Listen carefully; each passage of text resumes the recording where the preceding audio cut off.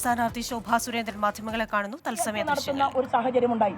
അത് കഴിഞ്ഞ് ആ ഓഡിയോ സംപ്രേഷണം ചെയ്ത ഓൺലൈൻ ചാനൽ എന്ന് പറയുന്നത് ക്രൈം നന്ദകുമാറിന്റെ ചാനലാണ്. ആ ക്രൈമിലാണ് ഈ ഓഡിയോ 2, 3, 4 തവണ വാർത്ത വരികയുണ്ടായി. ഇതിനെ തുടർന്ന് ആ ഓഡിയോ വന്നതിനെതിരായി ഞാൻ കോടതിയിൽ പോയി. ദേശീയ വനിതാ കമ്മീഷൻ ചെയർപേഴ്സണ് ഞാൻ പരാതി കൊടുത്തു. അന്വേഷണം നടന്നുകൊണ്ടിരിക്കുന്നതിനിടയിൽ എനിക്ക് നേരിട്ട് ക്രൈം നന്ദകുമാറിനെ ഒന്ന് കാണണം എന്ന് തോന്നി. ക്രൈം നന്ദകുമാർ ആ വാർത്തയിൽ പറഞ്ഞത് ശോഭാ സുരേന്ദ്രൻ എത്രയോ സ്വർണ്ണാഭരണങ്ങൾ കവർന്നെടുത്തിട്ടുള്ള ഒരാളാണ്. എങ്ങനെയാണ് സ്വർണ്ണാഭരണങ്ങൾ എടുത്തത്? അത് ലോക്കറിൽ ആരോ വെച്ച സ്വർണം ശോഭാ സുരേന്ദ്രൻ എടുത്തിരിക്കുന്നു. ഒന്ന്. രണ്ടാമത് പറഞ്ഞത് ദേശീയ പാതയോരത്ത് ശോഭാ സുരേന്ദ്രന് 20 ലക്ഷം വില വരുന്ന ഭൂമിയുണ്ട് എന്നാണ് പറഞ്ഞത്. 2 ആരോപണങ്ങളാണ് ആ ഓഡിയോയിലൂടെ പുറത്തു വന്നത്. ഞാൻ ക്രൈം നന്ദകുമാറിനെ കാണാൻ നേരിട്ട് പോയി. ഞാൻ അവിടെ ചെന്നു. ഞാൻ നേരിട്ട് ചോദിച്ചു, നിങ്ങൾക്ക് ശോഭാ സുരേന്ദ്രൻ ആരാണ് എന്നറിയുമോ? എനിക്ക് എത്രമാത്രം സ്വത്ത് ഉണ്ട് എന്ന് നിങ്ങൾക്കറിയുമോ? നിങ്ങൾ ഈ കാണിച്ചുകൊണ്ട് വാർത്ത ചെയ്തിട്ടുള്ള ആധാരത്തിലെ ഭൂമി ശോഭാ സുരേന്ദ്രൻ ഉണ്ടെങ്കിൽ ക്രൈം നന്ദകുമാറിന്റെ നേതൃത്വത്തിൽ അതൊന്ന് വിൽപ്പന നടത്തി തരണം. എനിക്ക് 20 ലക്ഷം വേണ്ട, 1 സെന്റിന് 20 ലക്ഷം വിലയുള്ള ഭൂമിയുണ്ട് എന്നാണ് പറഞ്ഞത്. ഞാൻ പറഞ്ഞു, ആ ഭൂമിയുടെ ആധാരം നിങ്ങളുടെ കയ്യിലുണ്ടല്ലോ, നിങ്ങൾ അതൊന്ന് വിൽപ്പന നടത്തിയിട്ട് എനിക്കൊരു 5 ലക്ഷം വെച്ച് 1 സെന്റിന് തന്നാൽ മതി. എന്താണ്, 1 ഏക്കർ സ്ഥലം എനിക്കുണ്ട്, നാഷണൽ ഹൈവേയിലാണ് എന്നാണ് പറയുന്നത്. ആ ഭൂമിക്ക് 20 ലക്ഷം രൂപയുണ്ട് എന്ന് പറയുന്നു. അപ്പൊ ഞാൻ കാണാത്ത മറിയച്ചേടത്തിയുടെ ഭൂമിയെക്കുറിച്ച് മാർക്സിസ്റ്റുകാരൻ പ്രചരിപ്പിച്ചതുപോലെ ശോഭാ സുരേന്ദ്രൻ കാണാത്ത ശോഭാ സുരേന്ദ്രന്റെ ഭൂമിക്ക് ആരോ വിലയിട്ടുകൊണ്ട് മാധ്യമത്തിൽ ഓൺലൈൻ ചാനലിൽ വാർത്ത വന്നു. ഞാൻ വിശദീകരിച്ചു. എന്റെ തറവാട്ട് വീട്ടിലേക്ക് എന്റെ അമ്മയെ കാണാൻ 90 വയസ്സ് കഴിഞ്ഞ വാർദ്ധക്യപ്രായമുള്ള 800 സ്ക്വയർ ഫീറ്റ് വീട്ടിൽ താമസിക്കുന്ന എന്റെ അമ്മയെ കാണാൻ ശ്രീമാൻ ക്രൈം നന്ദകുമാറിനെ ഞാൻ വിളിച്ചുകൊണ്ടുപോകുന്നു. തൊട്ടടുത്ത് താമസിക്കുന്ന എന്റെ ചേച്ചിയാണ്, എന്റെ സ്വന്തം ചേച്ചിയാണ്. തൊഴിലുറപ്പ് പദ്ധതിയുടെ ജോലിക്ക് പോകുന്ന ഒരു സ്ത്രീയാണ്. അവരുടെ പേര് രത്നകുമാരി എന്നാണ്. വടക്കാഞ്ചേരി നിയോജക മണ്ഡലത്തിൽ തെക്കുംകര പഞ്ചായത്തിൽ മണലിത്ര വില്ലേജിൽ കണ്ടംപുള്ളി കൃഷ്ണന്റെ മകളായിട്ടുള്ള ശോഭാ സുരേന്ദ്രന്റെ ചേച്ചി. ആ ചേച്ചിയാണ് എന്റെ അമ്മയുടെ സഹായിയായിട്ട് അവിടെ ജീവിക്കുന്നത്. ആ ചേച്ചിക്ക് തൊഴിലുറപ്പ് പദ്ധതിയുടെ പണിക്ക് പോയ സ്ഥലത്ത് നിന്ന് അവരെ വിളിച്ചു കൊണ്ടുവന്ന് ക്രൈം നന്ദകുമാറിനെ ഞാൻ കാണിച്ചു. ഞാൻ അദ്ദേഹത്തോട് പറഞ്ഞത്, എന്റെ സുപ്രീം കോടതി എന്ന് പറയുന്നത് ഗുരുവായൂരപ്പനാണ്. നിങ്ങൾ ഇത്തരത്തിലുള്ള വാർത്ത എനിക്കെതിരെ ചെയ്താൽ അതിന്റെ രേഖകളുമായി നിങ്ങളൊന്ന് അന്വേഷണം നടത്തണം. ആദ്യമായിട്ട് ക്രൈം നന്ദകുമാർ എന്ന് പറയുന്ന ഓൺലൈൻ ചാനൽ നടത്തുന്ന വ്യക്തി, അദ്ദേഹം പരസ്യമായിട്ട് മാധ്യമ സുഹൃത്തുക്കളെല്ലാം ശ്രദ്ധിച്ചിട്ടുണ്ടാകും, അദ്ദേഹം മാപ്പ് പറഞ്ഞത് ഒരേ ഒരു പൊളിറ്റീഷ്യനോടാണ്, ഒരേ ഒരു രാഷ്ട്രീയ നേതാവിനോടാണ് കേരളത്തിൽ. അദ്ദേഹം എത്രയോ വാർത്തകൾ ചെയ്തിട്ടുണ്ട്. ഒരു വാർത്തയും ശ്രീമാൻ ക്രൈം നന്ദകുമാർ പിൻവലിച്ചിട്ടില്ല. എനിക്കെതിരെ നടത്തിയ വാർത്ത അത് അക്ഷന്തവ്യമായി തെറ്റായി പോയി, ഞാൻ ശോഭാ സുരേന്ദ്രനോട് മാപ്പ് ചോദിക്കുന്നു എന്ന് പറഞ്ഞുകൊണ്ടാണ് ആ ഓൺലൈൻ ചാനലിൽ വാർത്ത വന്നിട്ടുള്ളത്. അത് ഈ തെരഞ്ഞെടുപ്പിനിടയിൽ നിങ്ങളൊക്കെ കണ്ടിട്ടുണ്ടാകും എന്ന് ഞാൻ കരുതുന്നു. അതിന്റെ കാരണം കൂടി ഞാൻ പറയാം. ക്രൈമിൽ എന്നോട് ഒരു അഭിമുഖം ചോദിച്ചു. ഇതിനുശേഷം എന്നെ മനസ്സിലാക്കി, എന്റെ വീട് കണ്ടു, എന്റെ ബന്ധുക്കളെ കണ്ടു. എല്ലാം കണ്ടതിന് ശേഷം മനസ്സിൽ വേദന തോന്നിയിട്ട് ഈ വാർത്ത തിരുത്താൻ തയ്യാറായിട്ടുള്ള അദ്ദേഹം ഒരു ഇന്റർവ്യൂ ചോദിച്ച സമയത്ത് ഞാൻ പറഞ്ഞു, എന്നെ ഏറ്റവും കൂടുതൽ വേദനിപ്പിച്ച ഒരാളാണ്, അതുകൊണ്ട് എനിക്ക് അഭിമുഖം തരുന്നതിൽ കുറച്ച് ബുദ്ധിമുട്ടുകളുണ്ട്. എന്നാൽ ഈ തെരഞ്ഞെടുപ്പിൽ പല ഓൺലൈൻ ചാനലുകൾക്കും ഞാൻ അഭിമുഖം കൊടുത്തു. അത് കഴിഞ്ഞതിന് ശേഷം അദ്ദേഹം പറഞ്ഞു, എനിക്ക് ശോഭാ സുരേന്ദ്രനോട് ഞാൻ ചെയ്ത ഈ തെറ്റിന്റെ പേരിൽ എനിക്കൊരു മാപ്പപേക്ഷ നടത്തണം, അത് പരസ്യമായിട്ട് നടത്തണം എന്ന് പറഞ്ഞ് അദ്ദേഹം തന്നെയാണ് ഈ തെരഞ്ഞെടുപ്പിൽ വന്ന് അത്തരത്തിൽ ഒരു മാപ്പപേക്ഷ നടത്തിയത്. അപ്പോഴും ഈ ഓഡിയോ, ഇവിടെയൊക്കെ ഓഡിയോയ്ക്ക് മുഖം, നരേന്ദ്രമോദിജിയുടെ മുഖം താടിയുള്ളതായിരുന്നു. അത് താടി മാറ്റി ഒരു പുതിയ ഫോട്ടോയാക്കി എന്ന് മാത്രമേ ഉള്ളൂ. ഓഡിയോ അതുപോലെ തന്നെ കറങ്ങി നടക്കുന്നുണ്ട്. ഇതിന്റെ പിറകിൽ പ്രവർത്തിക്കുന്നത്, ഈ ഓഡിയോയുടെ പിറകിൽ പ്രവർത്തിച്ചത് നമ്മുടെ ഇവിടുത്തെ MP-യും സലാം MLA-യും 2 പേരും ചേർന്നിട്ടാണ്. അതിന് വേറെ കാരണമുണ്ട്. അതിന്റെ കാരണം എന്ന് പറയുന്നത് മലപ്പുറത്തുള്ള ഭീകരവാദ സംഘടനകൾക്ക് വളരെ വേരോട്ടമുള്ള ഒരു സ്ഥലമാണ് ആലപ്പുഴ പാർലമെന്റ് മണ്ഡലം. ആ വേരോട്ടത്തെക്കുറിച്ച് വിവിധ പ്രദേശങ്ങളിൽ ഞാൻ നടത്തിയിട്ടുള്ള പത്രസമ്മേളനങ്ങളും ഞാൻ സലാമിനെതിരെ നടത്തിയിട്ടുള്ള പ്രസംഗങ്ങളും അത് സലാമിന് ഒരു ഇരയായി എന്നെ കയ്യിൽ കിട്ടിയപ്പോൾ ആലപ്പുഴ പാർലമെന്റ് മണ്ഡലത്തിൽ അത് വിനിയോഗിക്കുന്നു എന്ന് മാത്രമേ ഉള്ളൂ. അതവിടെ നിൽക്കട്ടെ. ഇപ്പോ നന്ദകുമാർ എന്ന് പറയുന്ന വ്യക്തി, ആ വ്യക്തിയെ ഞാൻ എന്നാണ് പരിചയപ്പെടുന്നത്? നന്ദകുമാറിന്റെ വീട്ടിൽ നന്ദകുമാറിന്റെ വീട്ടിൽ ഒരു വിരുന്ന്. എന്തിനു വേണ്ടിയാണ് വിരുന്ന്? PC ജോർജ് എന്ന് പറയുന്ന ഞങ്ങളോടൊപ്പം ഞങ്ങളുടെ പ്രസ്ഥാനത്തിന് അകത്തേക്ക് കടന്നു വരുന്ന PC ജോർജിനെ മാധ്യമങ്ങൾ, എറണാകുളത്തെ മാധ്യമ പ്രവർത്തകര് ഒന്ന് ചോദിച്ചാൽ മതി. ശോഭാ സുരേന്ദ്രൻ ഒരു തുളസി മാലയുമായി നിൽക്കുന്ന ഒരു പഴയ ദൃശ്യം മാധ്യമങ്ങളുടെ കയ്യിലുണ്ടാകും. ആ തുളസി മാലയുമായി ഞാൻ നിന്നത് അഖിലേന്ത്യാ തലത്തിൽ നിന്ന് എന്നോട് ആവശ്യപ്പെട്ടതിനനുസരിച്ച് PC ജോർജിനെ ഉപതെരഞ്ഞെടുപ്പ് നടക്കുമ്പോൾ എറണാകുളത്ത് ശ്രീമാൻ AN രാധാകൃഷ്ണൻ മത്സരിക്കുന്ന സമയത്ത് സ്വീകരിക്കാൻ വേണ്ടിയിട്ടാണ് ഞാൻ പോകുന്നത്. PC ജോർജ് വന്നത് അവിടെ ഒരു അമ്പലത്തിലാണ്. ആ അമ്പലം എന്ന് പറയുന്നത് ഈ ദല്ലാൽ നന്ദകുമാറിന്റെ തന്നെ നേതൃത്വത്തിൽ നടക്കുന്ന ഒരു അമ്പലമാണ്. ആ അമ്പലത്തിന് മുന്നിൽ വെച്ച് ഞാൻ സ്വീകരിക്കുന്നു. എന്നാൽ ഈ ദല്ലാൽ നന്ദകുമാർ എന്നെ കാണാൻ വരുന്നത് തൃശൂരിലെ 2 പ്രമുഖ വ്യക്തികളുമായിട്ടാണ്. എന്നാ വരുന്നത് ശോഭാ സുരേന്ദ്രൻ ഭാരതീയ ജനതാ പാർട്ടിയുടെ സൗത്ത് ഇന്ത്യയുടെ മുഴുവൻ ചുമതലക്കാരിയായി ഭാരതീയ ജനതാ പാർട്ടിയുടെ മെമ്പർഷിപ്പ് ഡ്രൈവ് എന്ന് പറയുന്ന സദസ്യതാ അഭിയാൻ എന്ന് പറയുന്ന ഏറ്റവും വലിയൊരു കമ്മിറ്റി, ആ കമ്മിറ്റിയിൽ 5 അംഗങ്ങളിൽ ഒരാളായി അമിത്ഷാജി എന്നെ നേരിട്ട് സെലക്ട് ചെയ്യുന്നു. ഞാൻ ആ കമ്മിറ്റിയിൽ പ്രവർത്തിക്കുന്നു. എന്റെ ബോസ് എന്ന് പറയുന്നത്, എന്റെ മുതിർന്ന നേതാവ് എന്ന് പറയുന്നത് മധ്യപ്രദേശിന്റെ മുഖ്യമന്ത്രി ശിവരാജ് സിംഗ് ചൌഹാനാണ്. എന്താണ് ആ കമ്മിറ്റിയുടെ പണി എന്ന് ഞാൻ മാധ്യമ സുഹൃത്തുക്കളോട് പറയാൻ ആഗ്രഹിക്കുന്നു. ആ കമ്മിറ്റിയുടെ ജോലി എന്ന് പറയുന്നത് പുതിയ ആളുകളെ ഭാരതീയ ജനതാ പാർട്ടിയിലേക്ക് കൊണ്ടുവരിക, അവർക്ക് മെമ്പർഷിപ്പ് കൊടുക്കുക. അതിന്റെ 8 സംസ്ഥാനങ്ങളുടെ ചുമതലക്കാരിയായിരുന്നു ഞാൻ. എന്നെ കാണാൻ വേണ്ടി എന്റെ മൂത്ത സഹോദരിയുടെ മകൻ, അവന്റെ പേര് ഷാജു, അദ്ദേഹം ഒരു കമ്പനിയിൽ മാർക്കറ്റിംഗ് മാനേജറായിട്ട് ജോലി ചെയ്തുകൊണ്ടിരിക്കുകയാണ്. അദ്ദേഹത്തിന്റെ വീട് ഓട്ടുപാറയിലാണ്. തൃശൂരിലെ മാധ്യമ സുഹൃത്തുക്കളുമായിട്ട് നിങ്ങൾ സംസാരിക്കണം. ഏതാണ്ട് ഒരു 2 വർഷം മുമ്പ് തൃക്കാക്കര ഉപതെരഞ്ഞെടുപ്പിൽ PC ജോർജിനെ സ്വീകരിക്കാൻ പോയപ്പോഴാണ് എനിക്ക് മനസ്സിലായത് ഈ PC ജോർജിന്റെ തൊട്ടടുത്ത് നിൽക്കുന്ന നന്ദകുമാറിനെ വീണ്ടും ഞാൻ കണ്ടു എന്നാണ് ഞാൻ പറയുന്നത്. ആദ്യം കാണുന്നത് എന്നെ അന്വേഷിച്ച് അല്ലല്ല, ഇദ്ദേഹം വന്ന് നമ്മുടെ വീട്ടിൽ വരുന്നു. ആ വീട്ടിൽ വന്ന് ഒരു പുതിയ രാഷ്ട്രീയ പാർട്ടി തുടക്കം കുറിച്ച ഒരു സമയമായിരുന്നു. ഒരു പുസ്തകം, ഒരു ഡയറി എന്റെ വീട്ടിൽ വെച്ചിട്ട് പോകുന്നു. ഇദ്ദേഹം വരുന്നു, പരിചയപ്പെടാനാണെന്ന് പറയുന്നു.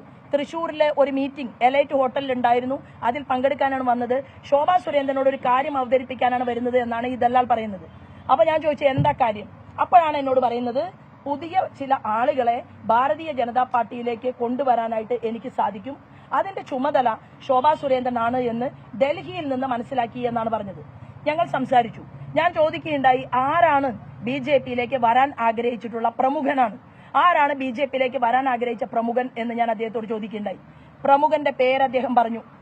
പ്രമുഖനെ അദ്ദേഹത്തിന്റെ വീട്ടിലേക്ക് വിളിപ്പിക്കുന്നു. ശോഭാ സുരേന്ദ്രനെയും വിളിക്കുന്നു. അദ്ദേഹത്തിന്റെ അമ്മ ജീവിച്ചിരിക്കുന്നുണ്ടല്ലോ, അദ്ദേഹത്തിന്റെ അമ്മ ഇരിക്കുന്നത് ഒരു പ്രത്യേക മുറിയിലാണ്. നന്ദകുമാർ താമസിക്കുന്നത് അമ്മയെപ്പോലും വിശ്വാസമില്ലാതെ മറ്റൊരു സ്ഥലത്താണ്. മാധ്യമ സുഹൃത്തുക്കൾ അന്വേഷിക്കാൻ പോകണം. ഒരു വീട്ടില് അമ്മയും മകനും ഒരുമിച്ച് ജീവിക്കുമ്പോൾ മകന് മാത്രം പ്രത്യേക സംവിധാനവും അമ്മയ്ക്ക് മാത്രം പ്രത്യേക സംവിധാനവും എന്റെ കഴിഞ്ഞ 10-30 വർഷത്തെ പൊതുപ്രവർത്തനത്തിൽ ഞാൻ ആദ്യമായിട്ടാണ് കാണുന്നത്. ആ അമ്മയുടെ അരികിലേക്ക് എന്നെ കൊണ്ടുപോയി. അമ്മ എനിക്ക് വളരെ സ്നേഹത്തോടു കൂടിയിട്ട് ഭക്ഷണം തന്നു. ഞാൻ അവിടെ നിന്ന് ഭക്ഷണം കഴിച്ചു. ആ സമയത്ത് നന്ദകുമാറിന്റെ അപ്പുറത്തുള്ള തൊട്ടുള്ള വലിയ വീട്ടിൽ, വലിയ മുറിയിൽ കേരളത്തിലെ അറിയപ്പെടുന്ന മാർക്സിസ്റ്റ് പാർട്ടിയുടെ വലിയൊരു നേതാവ് ആ മുറിക്കകത്തിരിക്കുന്നുണ്ടായിരുന്നു. അതവിടെ നിൽക്കുക. ഈ ഒരു വിഷയത്തിന് ഇവിടെ അമ്മയോട് സംസാരിക്കുന്നു, പറയാം, ഭക്ഷണം കഴിക്കുന്നു. ഭക്ഷണം കഴിച്ചതിന് ശേഷം, കാരണം എനിക്ക് എവിടെ വേണമെങ്കിലും ഏത് രാഷ്ട്രീയക്കാരനും ഭാരതീയ ജനതാ പാർട്ടിയിലേക്ക് വരണം എന്ന ആഗ്രഹമുണ്ടെങ്കിൽ ശോഭാ സുരേന്ദ്രനെ നേരിട്ട് കാണാം. കാരണം ഞാനാണ് അതോറിറ്റി. ഓൾ ഇന്ത്യ തലത്തിൽ നിന്നുള്ള, അഖിലേന്ത്യാ തലത്തിൽ നിന്നുള്ള അതിന്റെ ഉത്തരവാദിത്തപ്പെട്ട ഒരാൾ അമിത്ഷാജി ആ ചുമതല നദ്ദാജിയും എനിക്ക് ഏൽപ്പിച്ചു തന്ന സമയത്താണ്. ആ വ്യക്തിയെ ഇങ്ങനെ ഫേസ് ടു ഫേസ് എന്നെ കാണിക്കുന്നില്ല. ഞാൻ ഉമ്മറത്ത് നിൽക്കുന്നു, വ്യക്തി കർട്ടന്റെ പിറകിലിരിക്കുന്നു, വ്യക്തിയെ അങ്ങനെ കർട്ടന്റെ ഇടയിലൂടെ എനിക്ക് കാണിക്കുന്നു. ഞാൻ പറഞ്ഞു അത് നടക്കില്ല, വ്യക്തിയുമായിട്ട് നേരിട്ട് കാണണം. നിങ്ങൾ സംസാരിക്കുന്നതാണോ അദ്ദേഹം എനിക്കറിയണ്ടേ, കാരണം ഞാനിത് അഖിലേന്ത്യാ തലത്തിലാണ് പോയി പറയേണ്ടത്. അങ്ങനെ ഇരിക്കുന്ന സമയത്ത് 3 യാത്രകൾ ഡൽഹിയിലേക്ക് നടത്തുന്നു. ഒരു യാത്രയിൽ ദല്ലാൽ നന്ദകുമാറിന്റെ കൂടെ ഉണ്ടായിരുന്നത് സുപ്രീം കോടതിയിലെ ഒരു അഡ്വക്കറ്റാണ്. അവരുടെ പേര് അഡ്വക്കറ്റ് ഗീത. അഡ്വക്കറ്റ് ഗീത വരുന്നത് ദല്ലാൽ നന്ദകുമാർ സ്പെഷ്യലായിട്ട് വിളിപ്പിച്ചിട്ടാണ്. ഒരു യാത്രയിൽ ദല്ലാളിന്റെ കൂടെ 2 പേരുണ്ട് എന്ന് ദല്ലാൾ പറഞ്ഞു. ഞാൻ അവരെ കണ്ടിട്ടില്ല. എന്നാൽ എന്റെ മൂത്ത ചേച്ചിയുടെ മകന്റെ വീട്ടിലേക്ക് ദല്ലാൾ വന്ന സമയത്ത് ഞങ്ങൾക്ക് വീട് വെക്കാൻ വേണ്ടി, എനിക്ക് സ്വന്തമായിട്ട് വീട് ഇല്ല, ഇപ്പൊ വെക്കാൻ തുടങ്ങുന്നതേ ഉള്ളൂ. എനിക്ക് വീട് വെക്കാൻ വേണ്ടി ഞാൻ വാങ്ങിയിട്ടുള്ള 8 സെന്റ് സ്ഥലം, അതിൽ മാവും പ്ലാവും ഒക്കെയുള്ള അതിമനോഹരമായിട്ടുള്ള ഒരു സ്ഥലം, ആ 8 സെന്റ് സ്ഥലം കണ്ട് ഞാൻ പറയുകയാണ്, എന്റെ മൂത്ത ചേച്ചിയുടെ ഭർത്താവ് ക്യാൻസർ ബാധിതനായിട്ട് ആശുപത്രിയിൽ കിടക്കുന്ന സമയമാണ്. ഞാൻ അദ്ദേഹത്തോട് പറഞ്ഞു, നിങ്ങൾ വലിയ പണക്കാരനല്ലേ, കാരണം ഇദ്ദേഹം വലിയ പൈസയുള്ള ആളാണ് എന്നാണ് പറയുന്നത്, നിങ്ങൾ വലിയ പൈസക്കാരനാണല്ലോ, ഈ 8 സെന്റ് സ്ഥലം നിങ്ങൾക്ക് കച്ചവടം ചെയ്യാൻ പറ്റുമോ? ഞാൻ ചോദിച്ചു. എന്റെ സ്വന്തം സ്ഥലം, എന്റെ പേരിലുള്ള ആധാരത്തിന്റെ ആ സ്ഥലം ദല്ലാൽ നന്ദകുമാർ 10 ലക്ഷം രൂപ എനിക്ക് പൊതിയായിട്ട് പൊതിഞ്ഞ് അപ്പോൾ തന്നെ തൃശ്ശൂരില് ഓട്ടുപാറയിൽ വീട്ടില് ഒരു പൊതിയായിട്ട് അപ്പൊ തന്നെ കാറിൽ നിന്ന് എടുത്ത് തൃക്കാക്കര, ഞാൻ 3 സമയത്താണ് ദല്ലാലിനെ കണ്ടത്. അതാ പറയുന്നത്. ഒന്ന് ഞാൻ പറയാം, തൃക്കാക്കരയ്ക്ക് മുൻപ് വന്ന് കണ്ടതിന് ശേഷം പിന്നീട് ദല്ലാളിനെ കാണുന്നത് PC ജോർജ് വരുമ്പോൾ അഖിലേന്ത്യാ നേതൃത്വം പറഞ്ഞതനുസരിച്ച് ഞാൻ തുളസിമാലയുമായി PC ജോർജിനെ സ്വീകരിക്കാൻ നിൽക്കുമ്പോഴാണ് PC ജോർജിന്റെ പിറകിൽ, അതായത് ഈ ദല്ലാൽ നന്ദകുമാർ നിൽക്കുന്നത് ഞാൻ കാണുന്നത്. അപ്പൊ ആദ്യം വന്നു, പരിചയപ്പെട്ടു. വ്യക്തിപരമായി രാഷ്ട്രീയ പ്രവർത്തക എന്നുള്ള രീതിയിൽ മാർക്സിസ്റ്റ് പാർട്ടിയെ പൊളിക്കാനും മാർക്സിസ്റ്റ് പാർട്ടിയിലെ ഉന്നതനായിട്ടുള്ള നേതാവ് കണ്ണൂർക്കാരനെ BJPയിൽ ചേർക്കാനും ആണ് ദല്ലാൽ നന്ദകുമാർ ഞാനുമായിട്ട് സൗഹൃദം സ്ഥാപിച്ചത്. ആ സൗഹൃദം സ്ഥാപിച്ചതിന് ശേഷം എനിക്കറിയാമല്ലോ, ഞാൻ ഒരാൾ എന്നോട് സൗഹൃദം സ്ഥാപിക്കാൻ ശ്രമിച്ചാലും ഇപ്പൊ എന്താ ആരോപണം? ദല്ലാളിന്റെ ആരോപണം എന്താണ്? ഏതെങ്കിലും ഒരു മാധ്യമ സുഹൃത്തിന് അന്വേഷിക്കാം, 10 ലക്ഷം രൂപ ഇദ്ദേഹം എനിക്ക് അഡ്വാൻസ് ആയി തരുന്നത് പൊതിഞ്ഞ പണം തരാൻ ശ്രമിക്കുന്നു. ഞാൻ പറഞ്ഞു, നിങ്ങളത് ശോഭാ സുരേന്ദ്രന്റെ ബാങ്ക് അക്കൗണ്ടിൽ തരണം. സാധാരണ ഒരാൾ അനധികൃതമായിട്ട് ഒരു വ്യക്തിയുടെ കയ്യിൽ നിന്ന് പൈസ വാങ്ങുകയാണെങ്കിൽ അതെങ്ങനെയാണ് വാങ്ങുക? അത് രഹസ്യമായിട്ടല്ലേ ആളുകൾ വാങ്ങുക? എന്റെ SBI ബാങ്ക് അക്കൗണ്ടിലേക്ക് 10 ലക്ഷം രൂപ ഞാൻ വാങ്ങിയത് ഈ മനുഷ്യൻ എന്റെ 8 സെന്റ് സ്ഥലം വാങ്ങാൻ വേണ്ടിയിട്ടാണ്. അത് കഴിഞ്ഞ് ചികിത്സയ്ക്ക് മാത്രമല്ലല്ലോ, ഞാൻ 10-42 കുട്ടികളെ പഠിപ്പിക്കുന്നുണ്ട്, എനിക്ക് എന്റേതായിട്ടുള്ള ഒരുപാട് ചെലവുകളുണ്ട്. എനിക്കൊരു 8 സെന്റ് സ്ഥലം അവിടെ എനിക്ക് ആവശ്യമില്ല. ഞാനത് വിൽപ്പനയ്ക്ക് വെച്ച സമയത്താണ് ഇദ്ദേഹത്തെ കാണുന്നത്. അപ്പൊ 10 ലക്ഷം രൂപ തരികയും ആ സ്ഥലം ഉടൻ തന്നെ കച്ചവടം ചെയ്യാൻ വേണ്ടിയിട്ട് തയ്യാറാണ് എന്ന് പറയുകയും ചെയ്ത ആളാണ് ദല്ലാൽ നന്ദകുമാർ. അത് കഴിഞ്ഞ് 4 തവണ ഞാൻ ദല്ലാളിനെ വിളിച്ചു. 4 തവണ ദല്ലാളിനെ വിളിച്ചു, ഈ സ്ഥലം രജിസ്റ്റർ ചെയ്ത് വാങ്ങണം. ദല്ലാൽ നന്ദകുമാർ എന്താ സ്ഥലം വാങ്ങാത്തത്? പിന്നെ ശോഭാ സുരേന്ദ്രന് ഈ ദല്ലാള് 10 ലക്ഷം രൂപ തന്നുവെങ്കിൽ അത് ഏതെങ്കിലും പ്രത്യേക കാര്യത്തിന് വേണ്ടിയാണെങ്കിൽ എന്താണ് ഈ നാണം കെട്ടവൻ 1 കൊല്ലമായിട്ട് കേസ് കൊടുക്കാത്തത്? കൊടുക്കണ്ടേ? ഈ നാണം കെട്ട നെറികെട്ട ആ അമ്മയെ കുറിച്ച് ഞാൻ വൃത്തികേട് പറയാൻ ആഗ്രഹിക്കാത്തത് കൊണ്ടും സ്ത്രീകളെ അങ്ങേയറ്റം ബഹുമാനിക്കുന്നതുകൊണ്ടും ഞാൻ പറയുകയാണ്, മിസ്റ്റർ ദല്ലാൽ നന്ദകുമാർ, നിങ്ങൾ പല രാഷ്ട്രീയ നേതാക്കന്മാരുടെയും പിമ്പായിട്ട് പ്രവർത്തിച്ചിട്ടുണ്ട്, എനിക്കറിയും. അങ്ങനെ പലരുടെയും കൂടെ നിങ്ങൾ നടന്നിട്ടുണ്ട്. ശോഭാ സുരേന്ദ്രൻ എന്ന് പറയുന്ന എന്നെ സംബന്ധിച്ച് അഖിലേന്ത്യാ തലത്തിൽ നിന്ന് ആവശ്യപ്പെടുന്ന കാര്യങ്ങൾ ശോഭാ സുരേന്ദ്രൻ ചെയ്യും. എന്നെ കാണാൻ പല പ്രമുഖരായിട്ടുള്ള രാഷ്ട്രീയ നേതാക്കന്മാരും വരും. എന്നാൽ ഈ അറിയപ്പെടുന്ന മാർക്സിസ്റ്റ് പാർട്ടിയുടെ നേതാവിന്റെ പേര് പറയണോ? നാണം കെട്ടവൻ ദല്ലാൽ മാധ്യമ സുഹൃത്തുക്കളുടെ മുന്നിൽ പറയണം. പറഞ്ഞാൽ ബാക്കി കാര്യങ്ങൾ ശോഭാ സുരേന്ദ്രൻ മാധ്യമങ്ങളുടെ മുന്നിൽ വെക്കാൻ തയ്യാറാകും. എന്തുകൊണ്ടാണ് ഡൽഹിയിലെ ഹോട്ടലിൽ നടന്ന മീറ്റിംഗിൽ ദല്ലാൽ നന്ദകുമാറും ഞങ്ങളുടെ അറിയപ്പെടുന്ന ഒരു ലീഡറും ഒരുമിച്ചിരുന്ന് ദല്ലാളിനെ നാക്ക് പിഴച്ച്, ദല്ലാൾ കിടുകിടാ വിറച്ച് ദല്ലാളിനെ ഡൽഹിയിൽ നിന്ന് ആട്ടി ഓടിച്ചത് എന്തിനാണ്? ദല്ലാൾ മറുപടി പറയണം. ആ മാർക്സിസ്റ്റ് പാർട്ടിയുടെ ലീഡറുടെ പേര് ഞാൻ പറയണോ?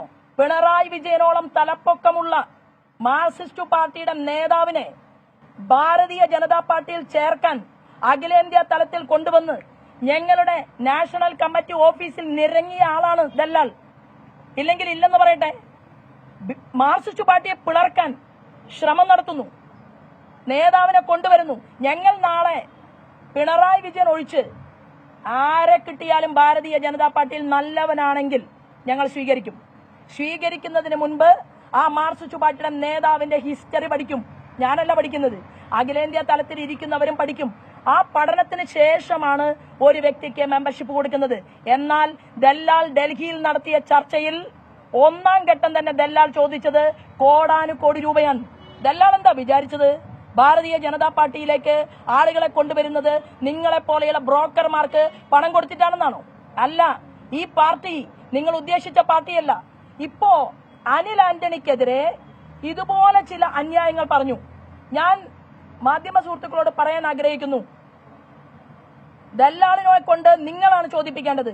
ഏത് നേതാവിനെയാണ് ദല്ലാൽ നന്ദകുമാർ ഗോവിന്ദൻ മാഷ് യാത്ര നടത്തുമ്പോ തൃശൂരില് ഗോവിന്ദൻ മാഷയുടെ യാത്ര വരുന്ന ദിവസം ശോഭാ സുരേന്ദ്രന്റെ മുറിയിൽ, എവിടെ, രാമനിലയത്തിൽ ശോഭാ സുരേന്ദ്രന്റെ പേരിൽ രജിസ്റ്റർ ബുക്കിൽ ശോഭാ സുരേന്ദ്രൻ ഒപ്പുവെച്ച് ഞാൻ അരമണിക്കൂർ ആ മുറിക്കകത്തിരുന്നപ്പോ ഏത് മാർക്സിസ്റ്റ് പാർട്ടിയുടെ നേതാവാണ് ശോഭാ സുരേന്ദ്രനെ കാണാൻ വന്നത്? ഏത് നേതാവാണ് അഖിലേന്ത്യാ തലത്തിലുള്ള എന്റെ നേതാവുമായിട്ട് സംസാരിച്ചത്? ദല്ലാൽ പറയണ്ടേ? അല്ല, ഞാനല്ല പറയേണ്ടത് മറുപടി. ഈ ദല്ലാൽ പറയണം, എന്തിനാണ് രാമനിലയത്തിൽ ഗോവിന്ദൻ മാഷുടെ യാത്ര നടക്കെ മാർക്സിസ്റ്റ് പാർട്ടിയിലെ പ്രമുഖനായിട്ടുള്ള നേതാവ് ശോഭാ സുരേന്ദ്രനെ കാണാൻ രാമനിലയത്തിലെ മുറിയിൽ വന്നത്? അത് കഴിഞ്ഞ് എന്തിനാണ് ഡൽഹിയിലേക്ക് വന്നത്? ആ ഡൽഹിയിൽ വന്ന് മാർക്സിസ്റ്റ് പാർട്ടിയിൽ നിന്ന് ഈ പ്രമുഖനായ ലീഡർ പ്രസ്ഥാനത്തെ പിളർക്കുമെന്നായപ്പോ ദല്ലാൽ നന്ദകുമാറിന്റെ കാല് തല്ലിയൊടിക്കുമെന്ന് കണ്ണൂരിലെ പിണറായി വിജയന്റെ ലോബി പറഞ്ഞിട്ടല്ലേ ദല്ലാൽ ഈ പണി പാതി വെച്ച് അവസാനിപ്പിച്ചതും പണം ചോദിച്ച് കിട്ടാത്തതിന്റെ പേര്. അത് ഒന്നാം സ്ഥാനം. ഒന്നാമതായിട്ട് ദല്ലാളുമായി ചർച്ച നടത്തിയിരുന്നെങ്കിൽ ദല്ലാള് വിവരം അറിയുമായിരുന്നു. കാരണം ഡൽഹിയിൽ ചോദിച്ച കോടികൾക്ക് കണക്കില്ല. ഇയാൾ ഈ പണി പണ്ടും ചെയ്തിട്ടുണ്ട്. നമ്മുടെ KC വേണുഗോപാലിനെതിരെ മുമ്പൊരു സ്ത്രീ മാനനഷ്ട കേസ് കൊടുത്തിരുന്നല്ലോ, സോളാർ വിവാദം കത്തിപ്പടരുമ്പോ. ആ സോളാർ വിവാദം കത്തിപ്പടർന്ന സമയത്ത് അന്ന് മാനനഷ്ടത്തിന് വേണ്ടിയിട്ട് ശ്രമം നടത്തിയിട്ടുള്ള സ്ത്രീക്ക് കാര്യസ്ഥനായിരുന്നു ദല്ലാൽ നന്ദകുമാർ. ആ കാര്യസ്ഥൻ KC വേണുഗോപാലിന് വേണ്ടി എത്ര കോടികളാണ് ആ സ്ത്രീക്ക് കൊണ്ടുപോയി കൊടുത്തത് എന്ന് മാധ്യമ സുഹൃത്തുക്കൾ അന്വേഷിച്ചാൽ മതി. അതെനിക്ക് പറയേണ്ട കാര്യമില്ല. ഒരു കാര്യം ഞാൻ പറയാൻ ആഗ്രഹിക്കുന്നു. ഇതിന്റെ ബാക്കി നാളെ രാവിലെ ആരാധനായിട്ടുള്ള അമിത്ഷാജി വരികയാണ്. നിങ്ങളുടെ മുന്നിലാണ് ദല്ലാൽ പറഞ്ഞത് ശോഭാ സുരേന്ദ്രൻ ആരുടെ കയ്യിൽ നിന്നും പൈസ മേടിക്കാം. എന്തിനാണ് പൈസ വാങ്ങുന്നത്? എന്റെ ഭൂമി വിൽക്കാനാണ്. എഗ്രിമെന്റ് എഴുതിയില്ല, ഇയാൾ വന്നതേയില്ല. ഇയാൾ ഇടയ്ക്ക് വിളിച്ച് പറയുകയാണ് എനിക്ക് എന്റെ 10 ലക്ഷം വേണം. അപ്പൊ ഞാൻ എന്താ അയാളോട് പറയുന്നത്? നിങ്ങളുടെ 10 ലക്ഷം നിങ്ങൾ ഈ ഭൂമിയാണ് വാങ്ങാനായിട്ട് തീരുമാനമെടുത്തത്. ഇയാൾ എന്നോട് പറഞ്ഞിട്ടുള്ളതും ആധാരം എഴുത്തുകാരൻ രഘു വടക്കാഞ്ചേരി, രഘുവിനെ കാറിൽ കയറ്റി കൊണ്ടുവന്നു. ഈ സ്ഥലം ഇയാൾക്ക് ഇഷ്ടപ്പെട്ടു. ഇത് നാളെ രജിസ്റ്റർ ആക്കാൻ പറ്റുമോ എന്നാണ് ചോദിച്ചത്. അപ്പൊ നാളെ രജിസ്റ്റർ ആക്കാൻ പറ്റുമോ എന്ന് ചോദിച്ച ദല്ലാളിന് ഭൂമി നമ്മൾ ആരും ഏറ്റുകൊണ്ട് പോയിട്ടില്ലല്ലോ. ഭൂമി അവിടെ ഉണ്ടല്ലോ, മാധ്യമ സുഹൃത്തുക്കളും ഇവിടെ ഉണ്ടല്ലോ. ദല്ലാളിന് ഭൂമി മാത്രമേ ശോഭാ സുരേന്ദ്രൻ കൊടുക്കൂ. ദല്ലാൾ എന്ന് പറയുന്നവന് എനിക്കൊരു അത്യാവശ്യം വന്ന ഘട്ടത്തിൽ എന്നെ ചതിക്കാനായി എന്തെങ്കിലും പ്രവൃത്തി നടത്തി മാധ്യമ സുഹൃത്തുക്കളോടല്ല തമ്പുരാനെ അറിയിച്ചാൽ പോലും ദല്ലാൾ എന്ന് പറയുന്ന വ്യക്തിക്ക് എന്റെ ഭൂമി തന്നെ ദല്ലാൾ വാങ്ങിയിരിക്കണം. കാരണം ശോഭാ സുരേന്ദ്രന് ഇപ്പോ 1 കൊല്ലത്തിന് ശേഷം ഡേറ്റ് ഉണ്ടല്ലോ, SBIയിലേക്ക് പണം വന്ന ഡേറ്റ് അയാൾ പറയുന്നുണ്ടല്ലോ. ആ 1 കൊല്ലം എന്താണ് ഇയാൾ മിണ്ടാതിരുന്നത്? ഇത് വാർത്തയാക്കാൻ വീണ്ടും ക്രൈം നന്ദകുമാറിനോട് ആവശ്യപ്പെട്ടു.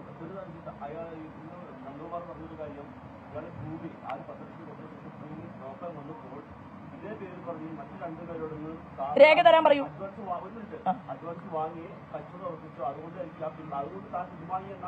അത് നിങ്ങൾ വിശ്വസിക്കുന്നുണ്ട്? അത് നാട്ടു നടപ്പാണ്. ശോഭാ സുരേന്ദ്രൻ എന്റെ വോട്ടുപാറയിൽ ഇന്നും കിടക്കുന്ന ആ ഭൂമിക്ക് വേറെ ഏതെങ്കിലും ഒരു വ്യക്തിയുമായിട്ട് കരാർ എഴുതിയുണ്ടെങ്കിൽ ആ കരാറിന്റെ കോപ്പി നന്ദകുമാർ കൊണ്ടുവരട്ടെ. നാളെ രജിസ്റ്റർ ചെയ്യും മാധ്യമങ്ങളുടെ മുന്നിൽ. ബാക്കി പണം തരണം. അതായത് എന്റെ ഭൂമിയുടെ വില 1,90,000 രൂപയാണ്.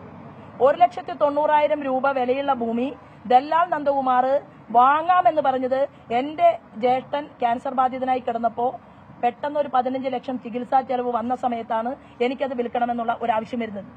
ആ സമയത്ത് ഈ മനുഷ്യൻ, ഈ ദല്ലാൾ എന്ന് പറയുന്ന മനുഷ്യൻ എന്നെ സഹായിക്കാൻ ശ്രമിക്കുമ്പോഴും എനിക്കറിയാം ഇത് നാളെ ഇയാൾ ഉപയോഗിക്കും. അതുകൊണ്ടാണ് ബാങ്ക് വഴി, SBI ബാങ്ക് വഴി ഇടാനാണ് പറഞ്ഞത്.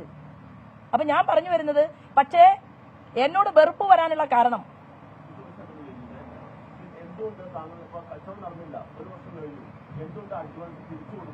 കൊടുക്കാൻ സൗകര്യമില്ല. എനിക്ക് ആവശ്യമുള്ള സമയത്ത് എന്റെ ഭൂമി, ഇവൻ വലിയ വാക്ക് പറയുന്ന ആളല്ലേ, എന്റെ ഭൂമി വാങ്ങാമെന്ന് പറഞ്ഞ് എന്നെ ചതിച്ച ഒരാൾക്ക് ആ ഭൂമി മാത്രമേ കൊടുക്കൂ.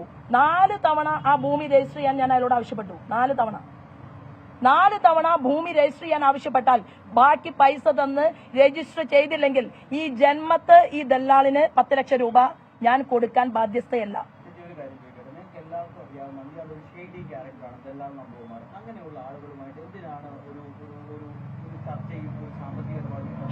നോക്കൂ, ഷാഡി ക്യാരക്ടറുകളാണെങ്കിലും കൊണ്ടുവരുന്ന ആൾ ഭാരതീയ ജനതാ പാർട്ടിയിലേക്ക് വരുന്നത് കേരളത്തിലെ മാർക്സിസ്റ്റ് പാർട്ടിയുടെ നടുവൊടിക്കുന്ന, നട്ടല് പിളർത്തുന്ന ഒരു രാഷ്ട്രീയമായിട്ടുള്ള നീക്കം നടത്താൻ ശോഭാ സുരേന്ദ്രനെ പോലെ ഒരാൾക്ക് 100-300 ആളുകളെ കൊലപ്പെടുത്തിയ പ്രസ്ഥാനമാണ് ഈ മാർക്സിസ്റ്റ് പാർട്ടി. 100-300 ബലിദാനികളെ കേരളത്തിൽ സൃഷ്ടിക്കുകയും എന്റെ സഹപ്രവർത്തകൻ KT ജയകൃഷ്ണൻ മാസ്റ്ററെ ക്ലാസ് മുറിക്കകത്തിട്ട് വെട്ടിക്കൊല്ലുകയും ആദ്യത്തെ വാടിക്കൽ രാമകൃഷ്ണൻ എന്ന് പറയുന്ന പാവപ്പെട്ട ഒരു സാധാരണ തൊഴിലാളിയെ കൊലപ്പെടുത്തിയതിലെ 1-ാം പ്രതി ഇന്ന് കേരളത്തിന്റെ മുഖ്യമന്ത്രിയായിരിക്കുന്ന പിണറായി വിജയനാണ്. അങ്ങനെയുള്ള നാട്ടിൽ മാർക്സിസ്റ്റ് പാർട്ടിയെ പിളർക്കാൻ ഒരവസരം കിട്ടിയാൽ നാളെയും ശോഭാ സുരേന്ദ്രൻ അഖിലേന്ത്യാ നേതൃത്വം പറഞ്ഞതിനനുസരിച്ചുള്ള പ്രവൃത്തിയുമായിട്ട് മുന്നോട്ട് പോകും. പക്ഷേ മാധ്യമ സുഹൃത്തുക്കൾ ചോദിക്കണം ദല്ലാളിനോട്, ആരായിരുന്നു ഡൽഹിയിലേക്ക് വന്ന ആ മാർക്സിസ്റ്റ് പാർട്ടിയുടെ ലീഡർ എന്ന്.